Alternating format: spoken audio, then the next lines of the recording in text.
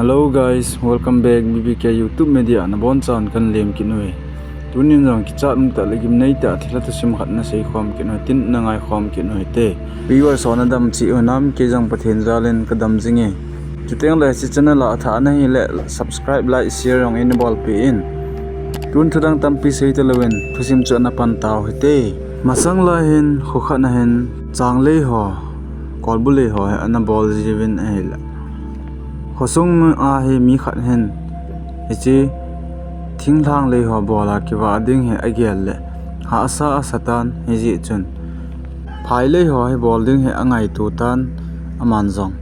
achanga hen phai le ding mun chu aga ve ta na he le akholang wa hen dop sila he omen achalai sila chun changkong ti chu phai le he bol na ding mun hoi ta he amutan he le ma jong chun achalai mun na chun phai le ki bol han tin chang le mim hoi ki tu le phan te atin amang chun achang a hin achi in amun ho chu aga su theng theng tan a hele phai le bol kha lo na mon hi ji chun a ha sa en hi chun achang a chun tui lam ding ho he alai ji in di chun ni si in achang a chun akon jeng in a hele ni khat he ama jong he achang se chun aga kon ta na he en la aman achanga a bol le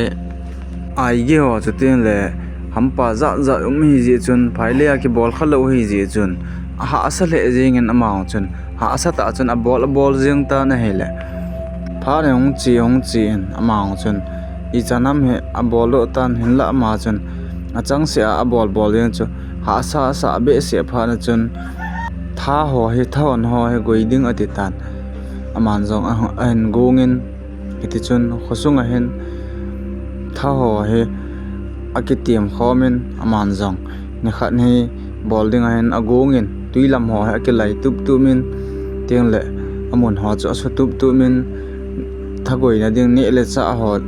chini chang la bong noi ho cha ki cho tup che nen ama jong chun ni khat he tha he agoi ta na hi le thawna bol wang wa chun ammo zo di poven iti chun avel chun tha ha alan a bol ta nai ai le he phai le bol pa hen jang kha ne mang a hen nein amang a hen he a phai le bol na muna te tha a goi tiang le a kon ji ho chun ti tiang le mi a kon khom ho chun chilpo a si jiwa chatiang le jun ho po a tha ji le he ho chu thilawa na han ma ta ve na he aji chu hechalai mun chu sila achateng le dopla na hi ji a chu ai tia changkonga ke bol khalo a hi ja chu thilate he na cheng wada na hi hechalai dop na langa rong chu mongphung len ta khan he uma hen hechi mongphunga pana hlang su pe chu acham su jeng a hi ji chun ai ge le ten le dol le cheko le ti ho hi ji a chu changkonga ka su ri chu ha asa tho manjong tha alan hete chun mi agoi jing ta na hele chilai mun chu changkong aso gut wanga chu atila sila an hi ji a chu hechi akon hon chil ho si thang ho chuten le ajun po atha ji wa chun hechi thira te chun alo nei pa chu azan I mut kha chun amanga hen akhet sa ven a he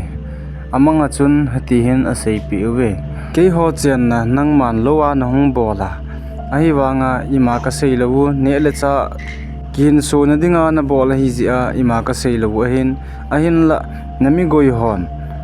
ajlai sila ho a na to na wa chili ma si no jun I ma tha we ama hon a het lo ji wa a bolu a hi kha le kangai dam di o hin chuteng le avela han bol kin wa hela wang chu koi ma dama ka la lo di he ati na hele che lo nei paung chan amang ma chun a het lo ji wa a bol a hi ve sei pe ing katin avel ki ti a bol lo du tai atin chuteng le he chi a lo nei pa yong chun thila ho ka ma chun in sei pe na nge koi ma I ma na lo thei lo di he atin hele chi a lo nei pa chu ai mon na pa chun hong king khangen hong tho do ta na hele jing ka lang hong tan aman jong ati chun mi agoi di si la chun hechi dop si songa chu juni mana tha lo diu chuten le chili mana sit thang lo diu atin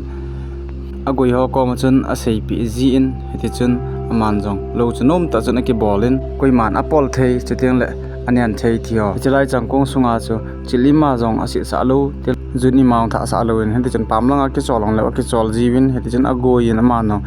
lo hi phata ne ki bol do in aga jong hoi ta ne ki lo do ta ne chaga he thei khat chu dop sila he chil i ma juni ma mo tha lo ding chu ten le khak sa them ti hong ga si lo dinga pha he je chu sinau e ima teng le hen ji a hen ji chun cho a he ki chi thei di nga pha he golte ho tu ni thusim se chu chom cha bo hen hin la abula pat azon chan nei ngai pijen chuang ki pathu kan sei aban he next video an ki muto ki taw hete che un dam sel hotin mang phatau hete